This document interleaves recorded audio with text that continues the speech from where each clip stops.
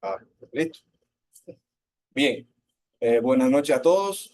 Me ha tocado de personaje a estudiar Moisés. Para mí, uno de los personajes más valientes que más me ha impactado a lo largo de toda la Biblia por lo que hizo, por lo que fue y por lo que es hoy en día para todos nosotros. Antes de empezar, vamos a orar. Gracias, Señor, por este día en compañía de mis hermanos, Señor, para aprender más de tu palabra, que como se dice, nunca viene sola, Señor. Pon palabras en mi boca que sean para nutrir nuestra alma, Señor. Bendice esta reunión, bendice a todo cada uno de los integrantes y a todo el que pida en el nombre de tu Hijo amado y en su nombre hemos orado. Amén y amén. Pues bien, empezamos hablando de Moisés, diciendo que la vida de Moisés es rica en eventos significativos. Toda su vida está marcada por eventos nuevos y significativos. Es una historia fascinante y compleja que abarca su nacimiento, su crianza en las cortes faraónicas, y los eventos que finalmente lo llevaron hasta, hasta la salida de Israel. Como hoy no voy a, a hacer toda la vida de Moisés, quiero hacer la mitad hoy, la mitad la semana que viene, porque si no va a llevar mucho tiempo. Entonces, hoy voy a abarcar primero en dos partes hoy. La salida, el nacimiento hasta el exilio de Moisés. Eh, En esta etapa del nacimiento, del exilio y la vuelta después de Moisés a Egipto, su rol como líder y libertador se puso a prueba y empezó a nacer en él. Este estudio lo voy a basar principalmente en los primeros capítulos del libro de Éxodo y en otros pasajes bíblicos relevantes. Vamos a empezar primero con el momento histórico en que se vivía en Egipto en el momento del nacimiento de Moisés. Primero que nada, había una opresión en el pueblo de Israel. En Éxodo 1, del 1 al 14, describe cómo los israelitas se multiplicaron en Egipto, lo que llevó a un nuevo faraón a temer su crecimiento, número y fuerza. Entonces, para controlar a los israelitas, los egipcios los esclavizaron y le impusieron fuertes trabajos. El crecimiento de los israelitas había sido increíble. Habían pasado de 70 a 603,000 varones de 20 y más años, lo que llevaría a una población de alrededor de 2 millones, que fue más o menos lo que salió de, de Egipto. Los hijos de Abraham no eran una familia que se había ampliado, no, sino era una nación naciente. La promesa de que descenderían, de que sus descendientes fructificarían y se multiplicarían, hecha dada por Dios en Génesis 35:11, se había cumplido en Egipto. Hay mucho, para mí hay muchas dudas en cuanto a por qué se pasaron 400 años los israelitas esclavos o 430, 400, poco más de 400. ¿Por qué fueron tantos años esclavos? Pero ya Dios le había dicho a Abraham que tu pueblo iba a ser esclavo en otro pueblo por 400 años. Ya esto estaba dicho. Así que no fue quizás porque ellos se apartaron de Dios o porque hicieron algo que no debían. En Éxodo 1, del 15 al 22, narra cómo el faraón ordenó a las parteras hebreas, Cifra y Púa, matar a todos los niños varones al nacer. Sin embargo, estas mujeres, temerosas de Dios, no obedecieron al faraón, permitiendo que los niños vivieran. Quiero decir que fue un fracaso entonces la rigurosa esclavitud del faraón en su intento de frenar el crecimiento de la población israelí, que lo llevó a tomar medidas tan drásticas y duras como matar a una generación de niños. No creo que la mentira o que lo que no hicieron las comadronas de no matarlo haya sido idea de ella, sino recuerden que ya Dios estaba directamente implicado en el nacimiento y creciente de la nación israelí. El faraón no quería que se siguiera partiendo ese pueblo. En Éxodos 2, 1 y 2 introduce a los padres de Moisés. Los padres de Moisés fue un hombre de la tribu de Leví y una mujer levita. Cuando nació Moisés, su madre lo escondió por 3 meses. En Éxodo 2, del 3 al 10, relata cómo cuando Ya no pudo esconderlo. La madre de Moisés puso al bebé en una cesta y lo dejó a la deriva del río Nilo. La hermana del faraón encontró la cesta, tuvo compasión de Moisés y lo adoptó. Miriam, la hermana de Moisés, observaba y ofreció a buscar una nodriza para el niño. ¿Y quién sería esta nodriza? Pues resultando ser que era Jocabed, la madre de Moisés, quien lo cuidaría durante su infancia. En Éxodo 2:10 indica que Moisés fue adoptado por la hija del faraón y creció como su hijo. Este privilegio le dio acceso a la educación y los recursos de la realeza egipcia. En Hechos 7:22 nos informa que Moisés fue instruido en toda la sabiduría de los egipcios y era poderoso en su palabra y obra. Tenemos que tener en cuenta que la educación egipcia en aquellos tiempos incluía ciencias, matemáticas, arquitectura, literatura y conocimientos militares, lo cual equipó a Moisés con habilidades de liderazgo esenciales. Ya desde pequeño, ya Dios lo puso en un lugar para que fuera líder, para que tuviera conocimiento de todo tipo.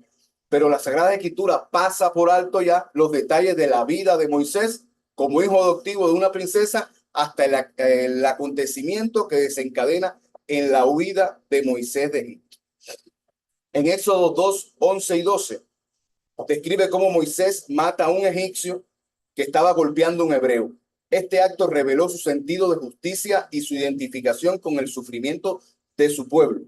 Éxodo 2, del 13 al 15, narra cómo al día siguiente Moisés intentó mediar en una disputa entre dos hebreos quienes lo cuestionaban sobre su autoridad y mencionaron el asesinato del egipcio. Al darse cuenta que su acto era conocido, Moisés temió por su vida, especialmente cuando el faraón buscó matarlo. Moisés huyó a la tierra de Madián. Podemos notar que la experiencia de Moisés en las cortes egipcias y su confrontación con la injusticia desarrollaron su carácter y su sentido de la justicia. Su educación y privilegio en Egipto le dieron habilidades de liderazgo y una comprensión profunda de la cultura y la política egipcia. Al identificarse con el sufrimiento de su pueblo, Moisés mostró empatía y comprensión, cualidades esenciales para su futuro papel como líder y libertador. Desde el nacimiento milagroso y su rescate hasta la formación en las cortes y su identificación con su pueblo, la providencia de Dios era evidente en cada etapa de la vida de Moisés. Dios estaba preparando a Moisés para su misión divina, moldeándolo a través de cada experiencia y desafío. Podemos concluir que esta primera etapa de Moisés en Egipto antes de su destierro era una historia de providencia divina, formación para una misión extraordinaria. Cada evento en la vida de Moisés antes de su vida a Madián desempeñó un papel crucial en su preparación para convertirse en el líder que liberaría a Israel de la esclavitud. Este estudio nos recuerda que al igual que Moisés, cada uno de nosotros está siendo moldeado a través de nuestras experiencias y desafíos, preparándonos para cumplir el propósito. No hay momento en nuestra vida que pasa por gusto. Siempre Dios nos está preparando allí donde estemos para la misión que nos tocará. ¿Cuál será? No sé, pero todos estamos en preparación de eso. En el destierro. Seguiremos la vida de Moisés en el destierro, especialmente en la tierra de Madián.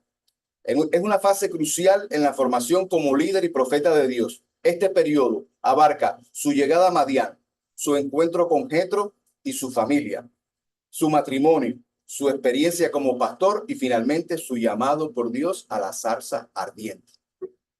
Éxodo 2:15 relata que Moisés huyó del faraón y se asentó en la tierra de Madián. Este acto marcó el comienzo de su vida en el destierro, lejos de los lujos de Egipto. Éxodo 2:16-17 describe cómo Moisés se sentó junto a un pozo y ayudó a las hijas de Jetro, que era Jetro era un sacerdote de Madián. Madián eran las tierras que se extendían desde el este del Mar Muerto hasta el Sinaí. Cuando unos pastores intentaron ayudar a las hijas de Jetro, Moisés defendió y ayudó a que sus ovejas tomaran agua. En Éxodo 2:18-20 narra que las hijas de Jetro contaron a su padre y él invitó a Moisés a quedarse con ellos y él aceptó y se quedó en la casa de Jetro. Éxodo 2:21 relata que Jetro dio a Moisés a su hija Séfora en matrimonio. Este matrimonio fortaleció la unión de Moisés con la familia de Jetro y con la comunidad de Madián. Éxodo 2:22 menciona que Séfora dio a luz a un hijo, a quien Moisés llamó Gerson, diciendo, soy forastero en tierra ajena. Este nombre refleja el sentimiento de exilio y transición en la vida de Moisés. Es decir, que Moisés mismo sabía que su paso por esa tierra no iba a ser permanente, que él era forastero en esa tierra y así lo hizo saber mediante el nombre que le puso a su hijo, a Gerson. En Éxodo 3:1 indica que Moisés apacentaba el rebaño de Jetro. Este trabajo lo alejó de la vida palaciega y lo acercó a una existencia más sencilla y contemplativa. La vida de pastor le enseñó a Moisés la paciencia, la humildad y la responsabilidad. Estos años en el desierto lo moldearon para ser el líder paciente y humilde que Dios necesitaba para guiar a Israel. Y en este punto, en Éxodo, en 3 del 4 al 6, relata que Dios llamó a Moisés hasta la zarza y le dijo que se quitara la sandalia porque estaba en tierra santa. Dios se presentó como el Dios de Abraham, Isaac y Jacob, y Moisés escondió su rostro porque temía mirar a Dios. Luego continúa Éxodo 3, del 7 al 10, narrando que Dios le dijo a Moisés que había visto él, Dios, la opresión de su pueblo en Egipto y había oído sus clamores.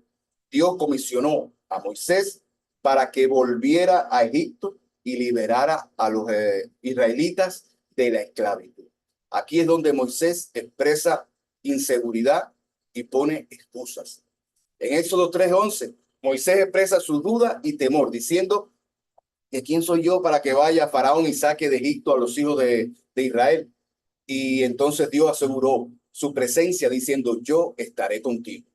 En Éxodo 4, del 1 al 9, Moisés sigue mostrando más inseguridad, por lo que Dios le dio varias señales para convencer a los israelitas de que él era el enviado de Dios. Cómo convertir la vara en serpiente y hacer que su mano se convirtiera en leprosa y luego se curara. En Éxodo 4, de 10 a 12, Moisés argumentó que no era elocuente y que tenía dificultades para hablar. Dios respondió que él es quien da la boca al hombre y él estaría con Moisés para ayudarlo a hablar.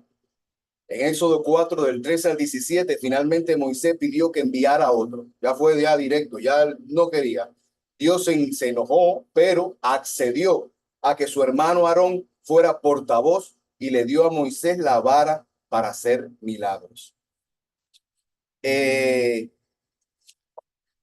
Recuerden también que Moisés le preguntó a Dios que quién pues, yo llego a mi pueblo y le digo que a mí me mandó, ¿quién me mandó? ¿Quién va a decir quién? Pues Dios le dijo, lo envío, yo soy el que soy yo, le dijo Dios. Es notable que Moisés presentaba una y otra vez una actitud no muy buena desde el principio del encuentro con Dios, pero este fue paciente. Dios fue paciente y lo sería después a lo largo de la vida de Moisés, porque Moisés intentó varias veces enfrentar a Dios, pero eso le costaría caro. Luego de su encuentro con Dios y recibir la gran responsabilidad que éste le había dado, Moisés en Éxodo 4:18 pidió permiso a Jetro para volver a Egipto y verse con sus hermanos que habían muerto, para ver si aún vivían, perdón, para ver si aún vivía. Y Jetro le dio su bendición. Yo me imagino que desde todas las épocas, Moisés vivía en la casa de Jetro.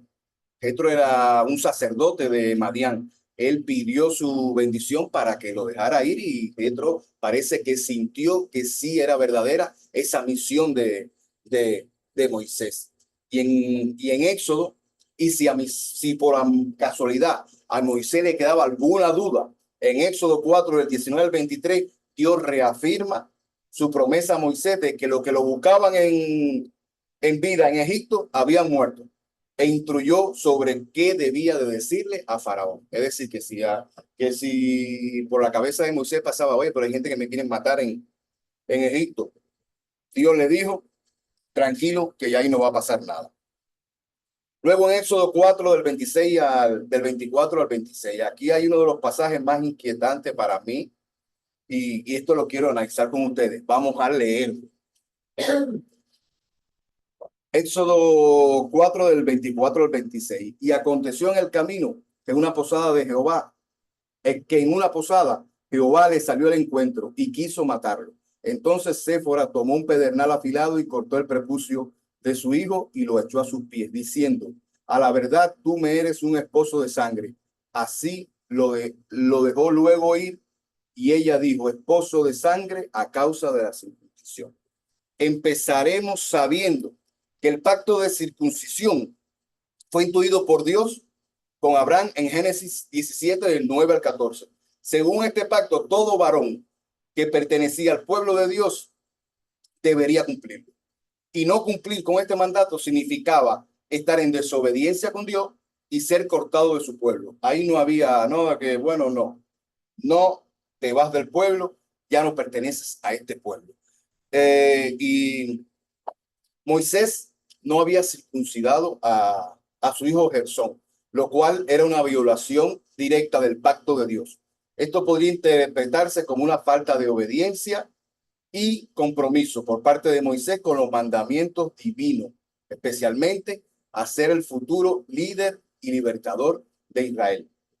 Por su parte, Séfora, la esposa de Moisés, se percata de la situación y y yo me imagino que en su pueblo no se hacía esto. Pensarán que eso era una cosa bárbara, que eso, no sé, cortarle el prepucio a los niños. No tenían esa ley. Pues ella no lo hizo. Ella en algún momento convenció a Moisés de que no se lo hiciera eso. Me imagino yo desobedeciendo a Dios. Pero en ese momento, Séfora vio que iba a morir. Aquí es donde tengo un poco de duda, porque ¿quién iba a morir? Dice que aconteció en el camino que en una posada Jehová salió al encuentro y quiso matarlo, pero no dice si quiso matar a Moisés o quiso matar al niño. Yo tengo dos explicaciones para esto, la que creo. Quiso matar a Moisés por desobedecer.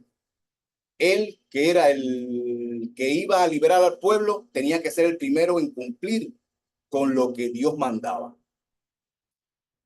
Y en segunda, iba a matar a Gersón. ¿Por qué? Para darle una lección a Moisés que todos el mundo en su pueblo tenía que ser circuncidado. Y recuerden que una de las plagas que iba a haber luego en Egipto era la muerte de los primogénitos. Y ese era el primogénito de, de Moisés. Aquí vemos que Dios a veces castiga a las personas mediante su familia, como recuerden a David con su hijo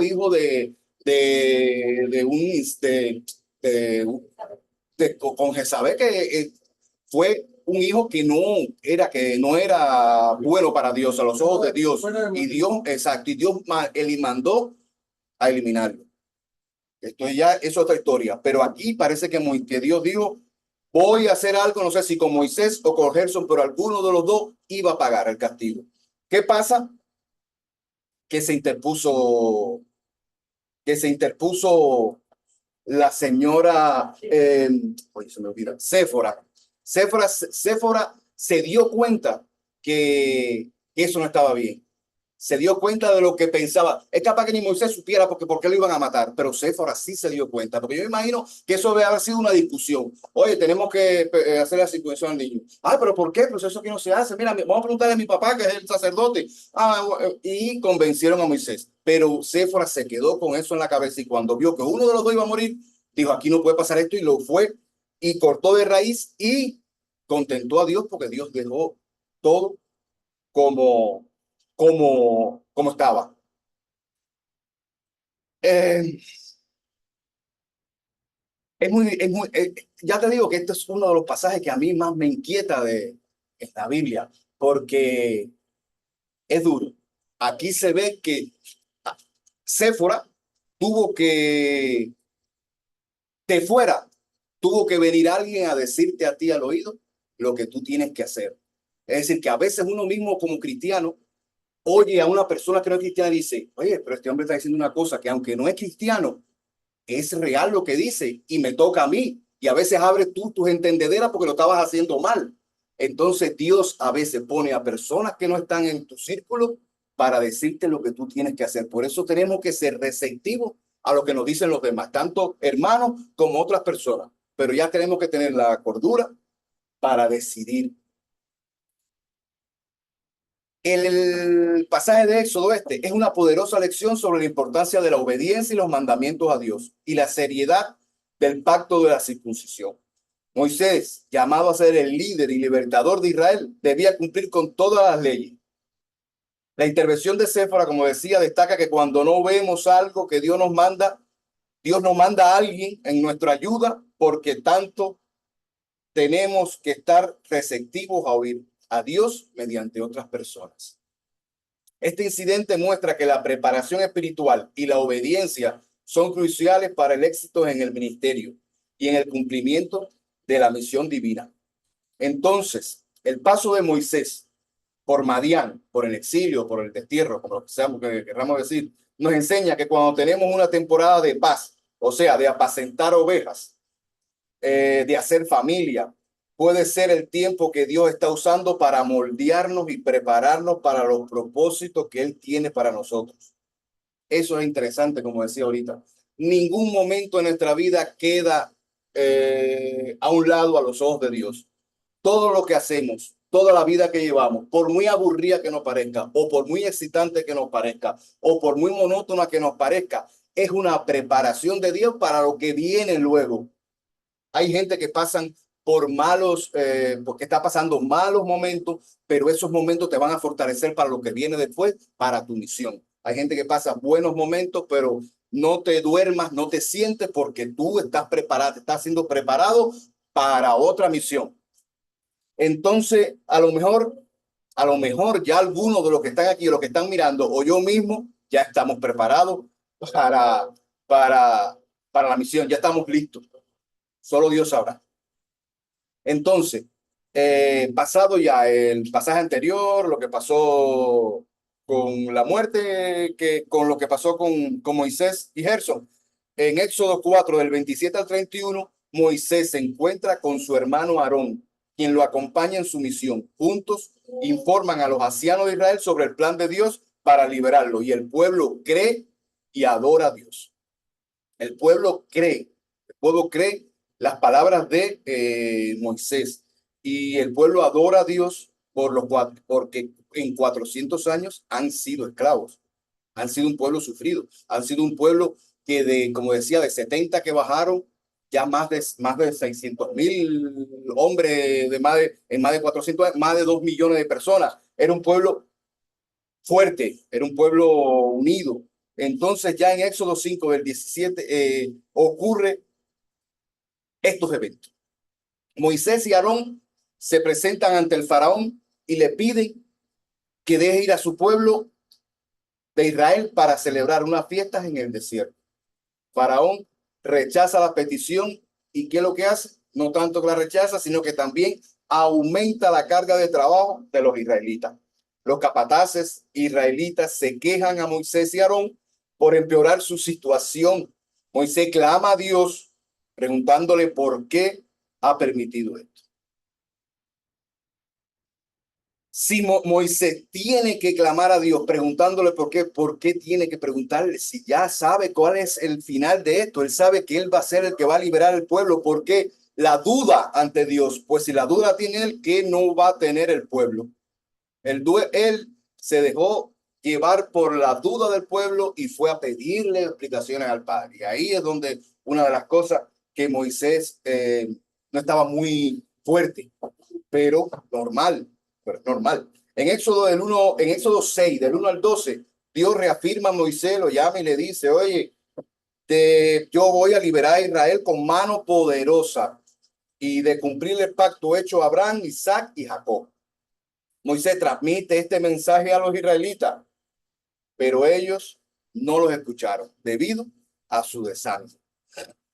Entonces Dios aquí es donde vienen las 10 plagas de Egipto. Luego de esto, Dios manda las 10 plagas. Voy a enumerarla como ustedes sabrán. La primera plaga, el agua en sangre, convierte el agua en sangre. La segunda, la plaga de la rana. La tercera, la plaga de los piojos. La cuarta, la plaga de las moscas. La quinta, la plaga del ganado, de la muerte del ganado. La sexta, la úlcera.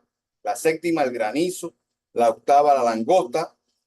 La novena, la tiniebla. Ya se avecinaba algo no muy bueno, porque cuando está en tiniebla no es muy bueno. Y la décima, la muerte de los primogénitos.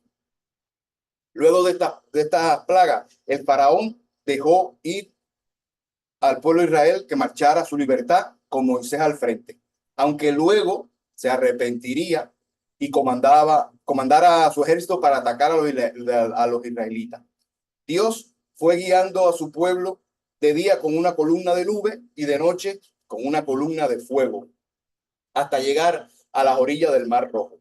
Y allí, estando atrapado entre las aguas del Mar Rojo y el ejército egipcio, Dios le da a Moisés uno de los mayores milagros que definirían la salida de Egipto y por ende el fin de la esclavitud. Con su vara, Moisés golpeó y dividió las aguas del Mar Rojo, pasando el pueblo israelí y dejando atrapado al ejército egipcio. Ahora, por tanto, resumiendo este estudio de hoy, de su nacimiento hasta el cruce del Mar Rojo, Moisés adquirió valiosas lecciones que moldearon su carácter y liderazgo. Nacido en un tiempo de persecución, su madre Jocabed lo escondió y luego lo puso en una cesta en el Nilo, mostrando fe y sacrificio. Rescatado y criado como príncipe en las cortes egipcias, Moisés recibió una educación privilegiada, adquiriendo habilidades administrativas y de liderazgo.